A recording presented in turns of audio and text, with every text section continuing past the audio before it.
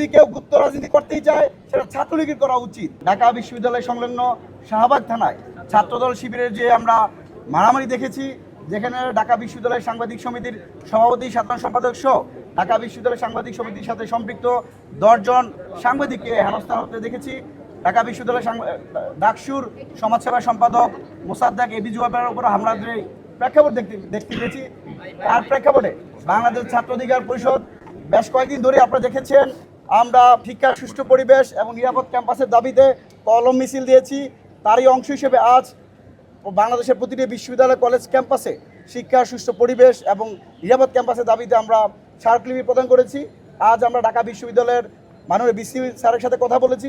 আমাদের বক্তব্য স্পষ্ট, জুলাই আগস্ট অভ্যুত্থান পরবর্তী ছাত্র রাজনীতি হবে অস্ত্রের জঞ্জলি মুক্ত, যেখানে পেশি শক্তি থাকবে না, যেখানে আন্ডার পলিটিক্স থাকবে না।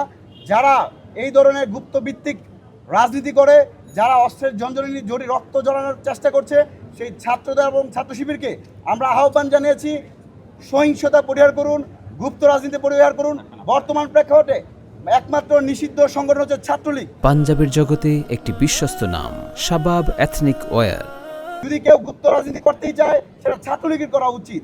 এমন এক প্রেক্ষাপটে যারা ছাত্র শিবিরের বিভিন্ন নেতা কর্মীরা অনলাইনে হেড স্পিচ ছড়াচ্ছে, আমরা তার নিন্দা জানিয়েছি এবং ঢাকা বিশ্ববিদ্যালয়ের বিসি মহোদয়ের কাছে আমরা দাবি জানিয়েছি অনতি বিলম্বে যেন ঢাকা বিশ্ববিদ্যালয়ের ক্রিয়াশীল সকল ছাত্র সংগঠনকে নিয়ে বাংলাদেশের রাজনীতি কোন পথে যাবে, রাজনৈতিক গতিপথ নির্ধারণ করার জন্য ক্রিয়াশীল ছাত্র সংগঠন নিয়ে যেন উনি মিটিং আহ্বান করেন।